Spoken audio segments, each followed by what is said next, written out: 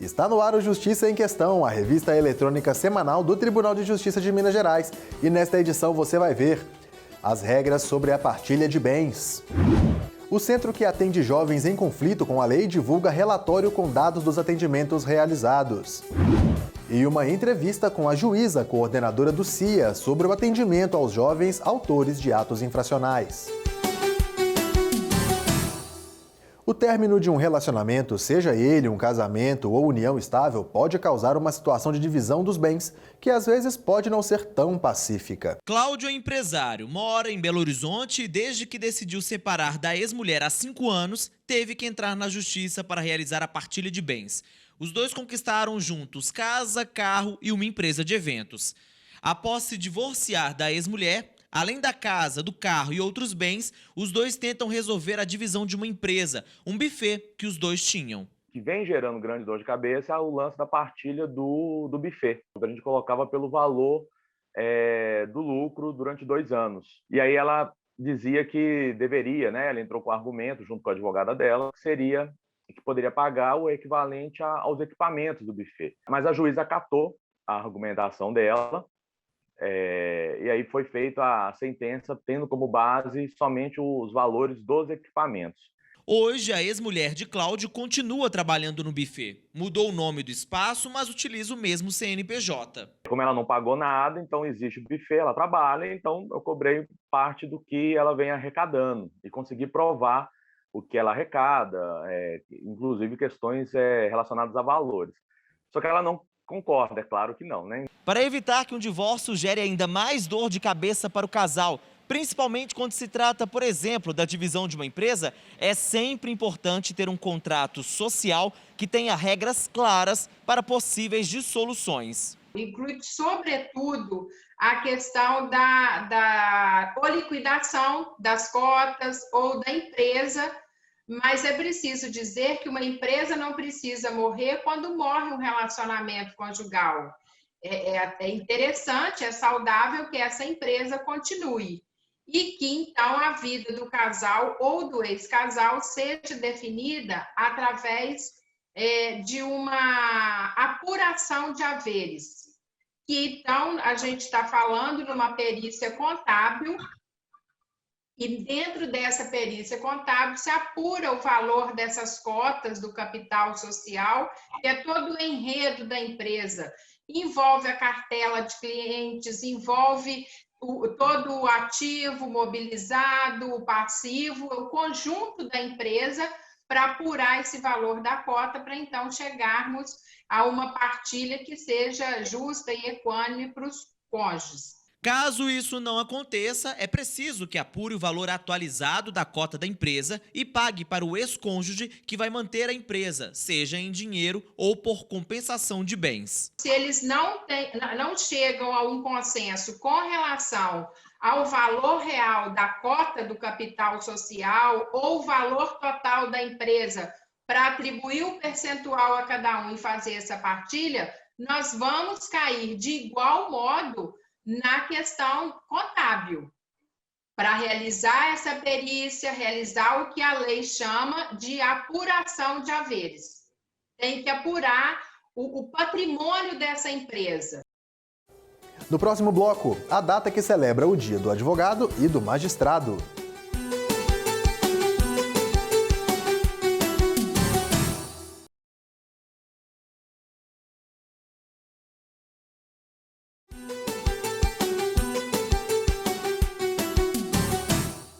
Em 11 de agosto de 1827, foram instituídas as 2 primeiras faculdades de direito do país, mais precisamente em São Paulo e em Pernambuco. Por esse motivo, a data serve também para homenagear 2 categorias de operadores do direito, os advogados e os magistrados. O Dia do Advogado é comemorado no dia 11 de agosto porque foi justamente a data em que Dom Pedro I criou, em 1827, os 2 primeiros cursos de direito do país, a Faculdade do Largo de São Francisco, em São Paulo, e a Faculdade de Direito de Olinda, em Recife.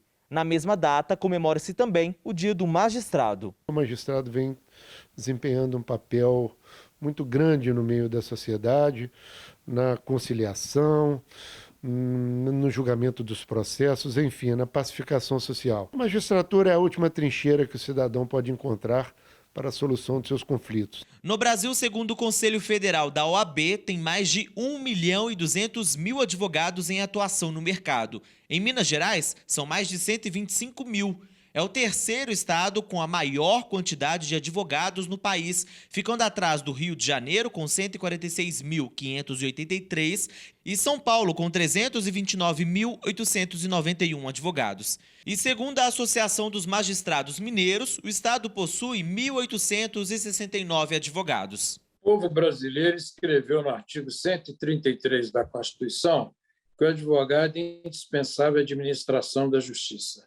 Para que a justiça se realize, há necessidade dos juízes, às vezes dos promotores, mas há a indispensabilidade do advogado. Sem ele, que faz mover o aparelho judicial, a justiça não funciona.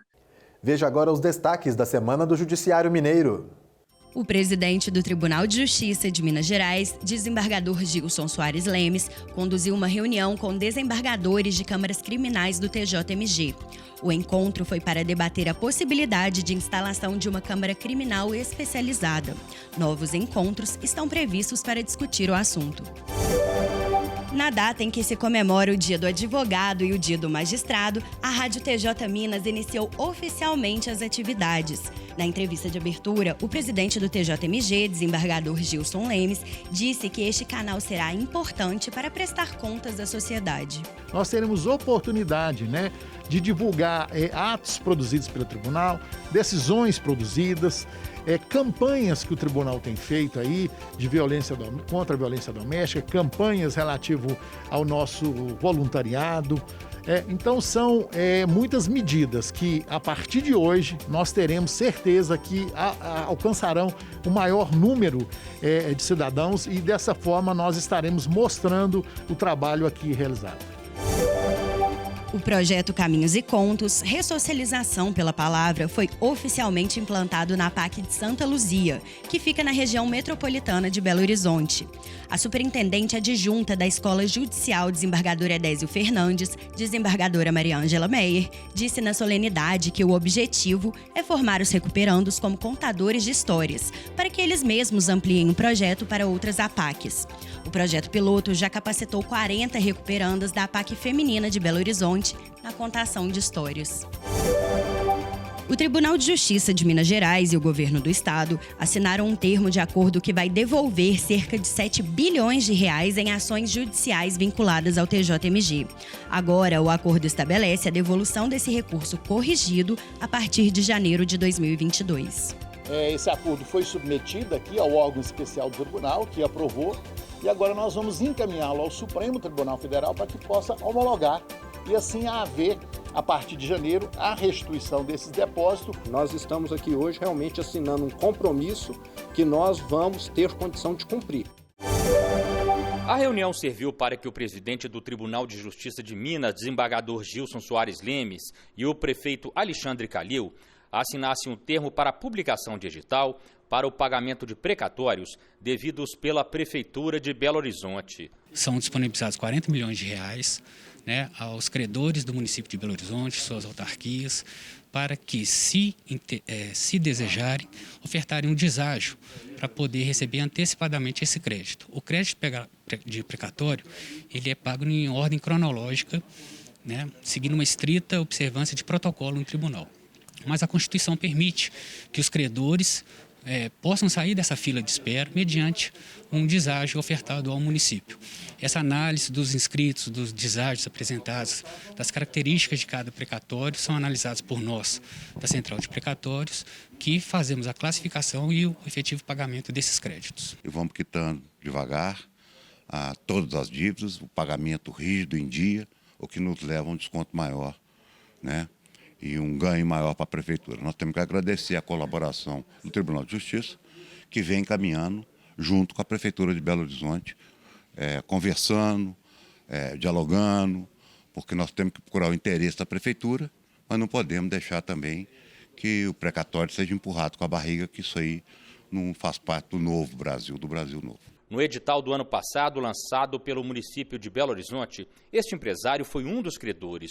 Ele aderiu ao edital e recebeu parte dos recursos. Eu, como credor de precatório, eu não desejo esperar 10, 15 anos para receber meu precatório. Topo abrir mão de um certo valor que eu faço esse acordo com o município ou com o Estado. Todos recebem, né? Há um pagamento em dia dentro daquilo que a legislação determina e dá uma segurança muito grande, né? Tanto para os credores quanto para as pessoas que dependem desses créditos, ou seja, os dependentes que estão aí há muito tempo aguardando, né, para receber.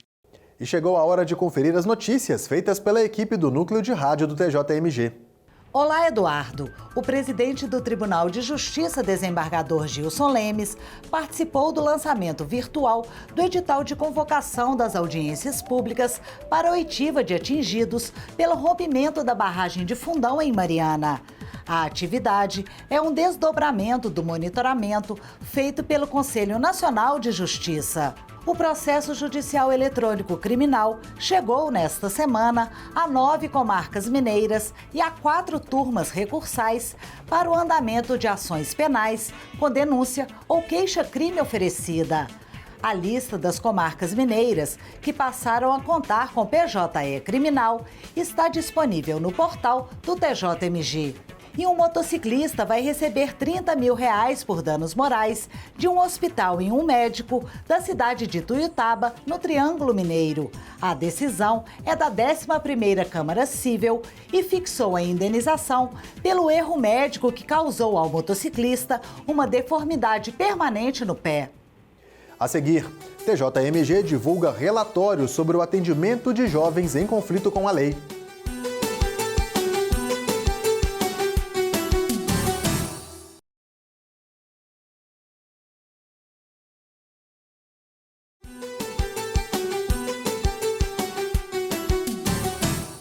O CIA, Centro Integrado de Atendimento ao Adolescente Autor de Ato Infracional de Belo Horizonte, divulgou um relatório sobre os atendimentos realizados no último ano. As estatísticas servem como prestação de contas e também como ferramenta para estimular a criação de políticas públicas para atender essa parcela da população. O relatório do CIA, Centro Integrado de Atendimento ao Adolescente de Belo Horizonte, revelou que o atendimento aos jovens tem caído desde 2015. Nesse período, o número de infrações cometidas caiu quase 30%.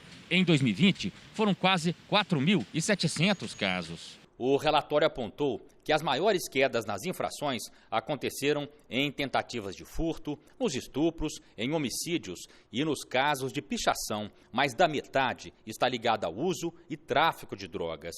Foi o que aconteceu com esse adolescente. Acompanhado da mãe, ele participou de uma audiência no CIA, em Belo Horizonte. O menino foi denunciado à polícia pela própria mãe, depois de vender um computador da família para comprar drogas.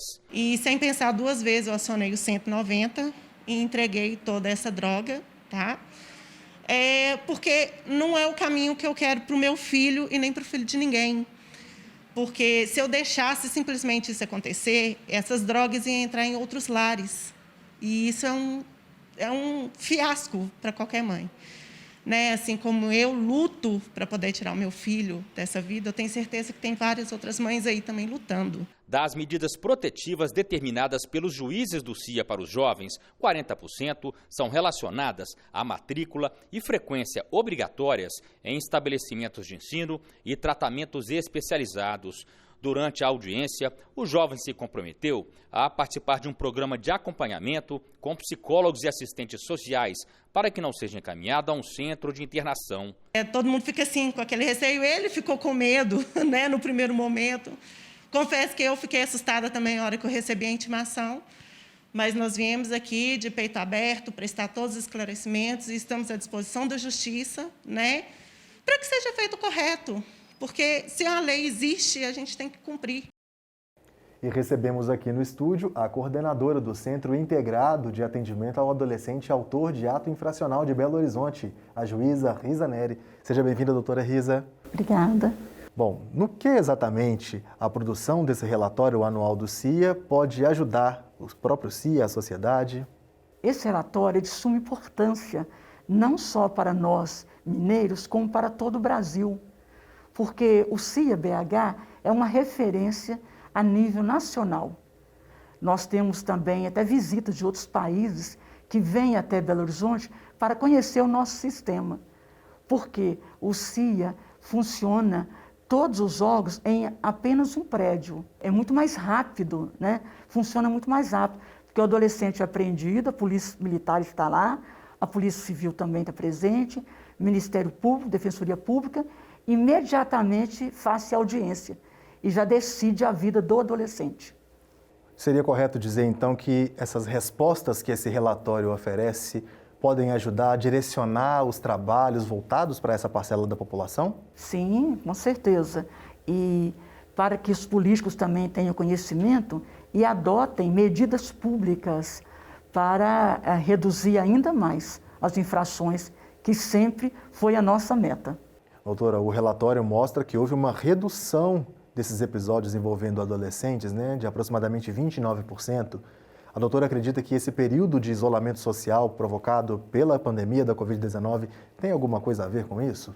Eu acredito que indiretamente, porque com a pandemia, nós, juízes e promotores, defensores públicos, fomos obrigados a ser criativos.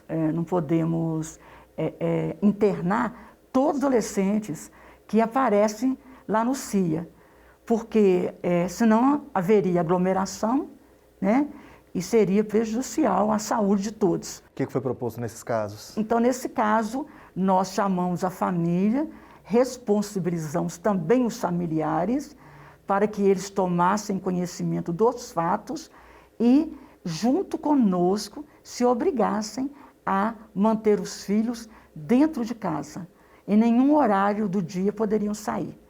E para colaborar com essa decisão nossa, nós também distribuímos telefones celulares apreendidos para esses menores assistir aula em casa, para distrair e ficar em casa. De uma forma ou de outra, nós tentamos fazer o possível. E o que a senhora identifica como as maiores demandas, os maiores problemas que envolvem aí os jovens, os adolescentes? Os problemas são, assim, basicamente, que nós já conhecemos, né? Falta de estrutura familiar, e nascem em locais sem a mínima condição de saneamento básico, e não frequentam escola, os pais também, a maioria tem envolvimento com a criminalidade. Tráfico é um dos maiores problemas. Nós vimos casos de pai e mãe presos e a avó que cuida do adolescente. Isso são milhares de casos. E quais são as metas a serem alcançadas no próximo ano, em 2022? As nossas metas são as seguintes: vamos continuar fazendo o que nós já fazíamos antes, né? Acompanhando o adolescente. Nós temos uma rede com psicólogos e assistente social. Toda medida aplicada ao adolescente, eles são acompanhados de psicólogos, todas as medidas. Então, eles são encaminhados para escola, trabalho e o tratamento psicológico, que muitos deles têm problema psiquiátrico. A doutora fala de uma atuação em rede. Quem são esses parceiros? Que trabalhos são desenvolvidos? Quais serão retomados ou ativos? Nós já temos dentro do CIA uma equipe técnica, só dessa área, assistente social e psicólogos. Então, eles nos ajudam dentro. E no Conselho Tutelar, nos abrigos, tem outros órgãos também, secção, que ajuda muito, né? Então, todos eles têm psicólogo e psiquiatra. E agora nós estamos retomando a parceria com o pessoal da UFMG, que nos auxilia muito, da Escola de Medicina. Então, eles vão semanalmente lá, psiquiatras e psicólogos. Vão semanalmente no centro socioeducativo. Ok. Ao todo, em Belo Horizonte, são quantos centros? Ao todo, são 17 centros, né? Porque 4 são centros provisórios. Provisórios são onde os adolescentes ficam até o processo ser julgado. Nesses centros provisórios, eles não podem ficar mais de 45 dias. É o máximo que o juiz tem para sentenciar. E os outros são os centros definitivos, onde eles já vão cumprir pena, que pode ser até 3 anos. A sociedade muitas vezes escuta falar que o próprio jovem acredita nisso, que qualquer ato que ele venha a cometer não vai dar nenhum problema para ele. Então, essa afirmação não procede. Estão sendo observadas, as medidas aplicáveis serão tomadas. É isso mesmo? Isso, porque o Estatuto da Criança e do Adolescente prevê várias medidas, né? A primeira é prestação de serviço à comunidade, a segunda é liberdade assistida, depois semi-liberdade e internação. Então, essa liberdade assistida, que é uma medida excelente, porque o adolescente é acompanhado semanalmente por psicólogos. Então, se ele vai para o trabalho, o psicólogo está acompanhando.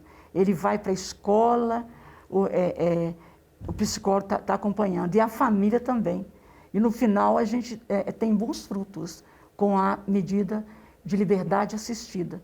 Doutora Risa, por acaso existe uma contagem de uma média mensal, talvez, de quantos atendimentos o CIA realiza, quantos casos são solucionados? Sim, nós temos mensalmente a média de quase 1.000 casos, às vezes mais, às vezes um pouquinho menos. E, em maioria dos casos, eles são decididos no mesmo dia da apreensão. Porque o adolescente é apreendido de madrugada, ele é ouvido na audiência no outro dia cedo, e se é a primeira vez que ele vai ao CIA, quer dizer, a primeira infração dele, nós resolvemos o caso ali, naquele momento. Nós estamos falando de um percentual de 50%? 92% dos casos são resolvidos no mesmo dia. E os outros até 45 dias. Porque nesse caso, os 45 dias são aquelas infrações mais graves, né? Roubo, homicídio, estupro. E aí estamos falando de faixas etárias diferentes, né? Qual que é a faixa que engloba criança e qual faixa estão inseridos os adolescentes? Até os 12 anos, a vara civil da infância cuida da criança. Para abrigo, adoção, isso é na vara civil. Agora, depois de 12 aos 16, considerado adolescente, são todos levados para a vara infracional, lá para o CIA. E já pode ser aplicado medidas. As medidas previstas no Estatuto da Criança e Adolescente. Então, o ato que foi cometido por um adolescente com 17 anos e 363 dias de vida, não completou 18, falta um dia para completar 18, ele vai ser encaminhado para o CIA. Para o CIA. Até 18 anos é julgado no CIA. Mesmo que ele passe dos 18 anos, o julgamento vai ser de acordo com o ECA. E qual o tempo máximo de aplicação? Ele pode ficar preso até 21 anos. Nós temos casos lá de acautelados com 20 anos, né? Quase 21. E durante esse tempo é ofertado alguma coisa para ele, curso, alguma coisa assim? Sim, as escolas, todos os centros socioeducativos têm aula todos os dias. A aula é do programa estadual. Então tem aula todos os dias. Quando termina a aula, eles param um pouco para almoçar e depois tem oficinas. Tem futebol, marcenaria, tem aula, salão de beleza, barbeiro, tem culinária também, que eles gostam muito, porque em vários centros, os próprios adolescentes que fazem o seu lanche. Eles gostam das aulas de culinária. Então nós temos prepará-los para quando saírem dali. Para quando sair, já ter uma profissão, ter conhecimento de algo, né? Então, todo centro nós temos oficinas. E agora nós estamos retornando, todos os parceiros nossos estão nos ajudando a voltar agora em setembro. A doutora tem informações que já aconteceu? Algum adolescente tenha voltado até para agradecer essa aposta ou acreditar em recuperar esse jovem? Nossa, vários. Recebo cartinhas, né? Presentinho que eles fazem, essas coisas simples assim, alegria, agradecimento do pai e da mãe. Nós recebemos muito. Então, avós, né, voltam satisfeitos, agradecem. E às vezes querem até participar dos nossos programas para ajudar também. Ok, doutora. Muito obrigado pelos esclarecimentos. Nada, eu que agradeço. O Justiça em Questão fica por aqui, mas o nosso conteúdo está disponível na internet. Basta você acessar o nosso canal. O endereço é youtube.com/Justiça em Questão. Para enviar mensagens, críticas ou sugestões, escreva um e-mail para justiçaemquestão@tjmg.jus.br. Um grande abraço para você e até a próxima edição.